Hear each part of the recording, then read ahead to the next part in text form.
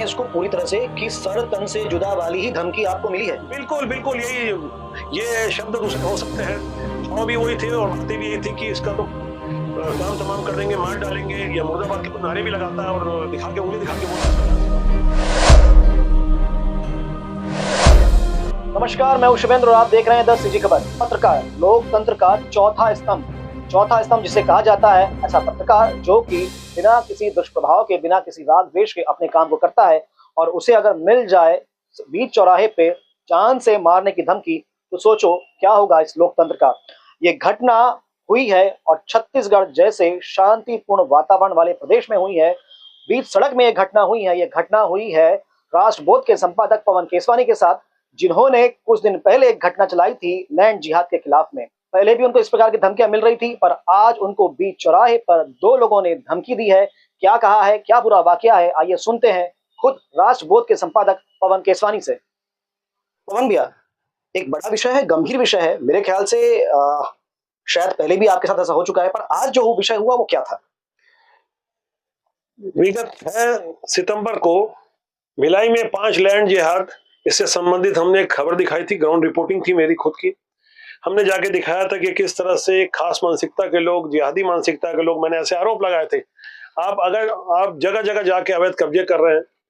मैंने उसमें एक सेक्टर 6 के भी कुछ जगह दिखाई थी और उसी सेक्टर 6 के इलाके में भिलाई के जिस वक्त मैं अपने स्टूडियो ऑफिस से निकल करके जा रहा था, वही सेक्टर 6 के सामने एक फल के ठेले के सामने 2 युवक आते हैं। मेरी कार के आगे चूंकि राष्ट्रबोध लिखा हुआ है और वो मेरी कार को देखने के बाद मेरे नजदीक आकर के मुझे उंगली दिखा करके ऐसी अश्लील गालियां देते हैं जिसे मैं ऑन कैमरा नहीं कह पा रहा हूँ, लेकिन साथ में कहते हैं इसकी तो गर्दन अलग कर देंगे। और वो साफ साफ मुझे जान से मारने की धमकी दे रहे थे। एक बार मुझे लगा करके कि कोई नशे में है, तो मैंने एक बार ध्यान नहीं दिया, मैं फल लेने लगा ठेले वाले से। उसके बाद गाड़ी घुमा के वापस आया, वहां बड़े बड़े सीसीटीवी कैमरे भी लगे हुए हैं। दोबारा आया और कार के सामने खड़े होकर के मेरी तरफ देखते हुए उंगली दिखा के फिर जोर जोर से वही बात कहने लगे, इसका तो काम तमाम कर देंगे, बिल्कुल इसकी गर्दन काट देंगे। बाकायदा इशारा करके बोल रहे थे। ये 2 युवक थे जिन्हें मैं देख कर अच्छी तरह पहचान जाऊंगा। सीसीटीवी कैमरे में उनकी फोटो आ चुकी है। ये शिकायत मैंने भिलाई सेक्टर 6 कोतवाली थाने में दी है, थाना प्रभारी को, क्योंकि थाना क्षेत्र यहीं पड़ता है।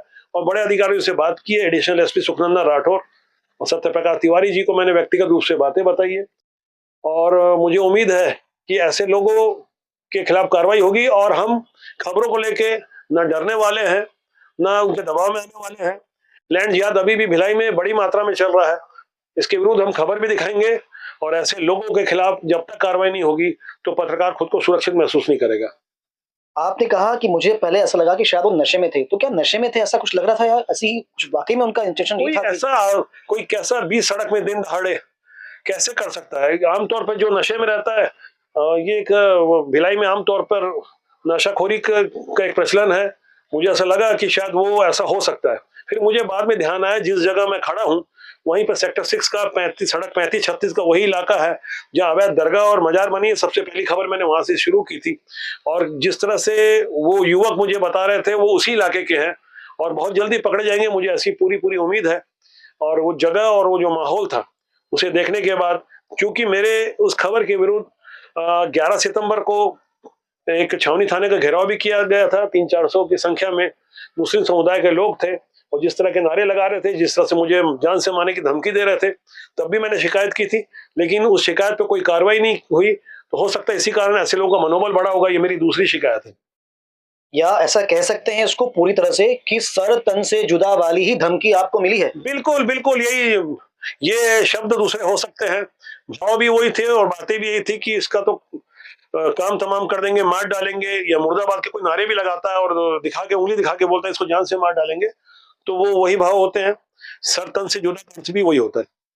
तो आपने सुना, अगर आप किसी पत्रकार से या किसी विषय से अगर आप सहमत नहीं होते, तो आपके पास कानून का रास्ता होता है। आप कानून के रास्ते जा सकते हैं, कोर्ट में आप केस फाइल कर सकते हैं, अपने विषय को सामने रख सकते हैं। पर इस प्रकार की धमकी देना, वो भी एक वरिष्ठ पत्रकार को, ये छत्तीसगढ़ के लिए जहां पर हम कहते हैं कि सुशासन की सरकार है और एक हिंदुत्ववादी सरकार है, शायद ये बहुत ही एक गंभीर विषय है। अब देखना तो ये होगा कि इस पर क्या कार्रवाई होती है, कब तक वो आरोपी पकड़े जाते हैं। हम आपको अपडेट देंगे, बने रहें 10 सीजी खबर के साथ। धन्यवाद।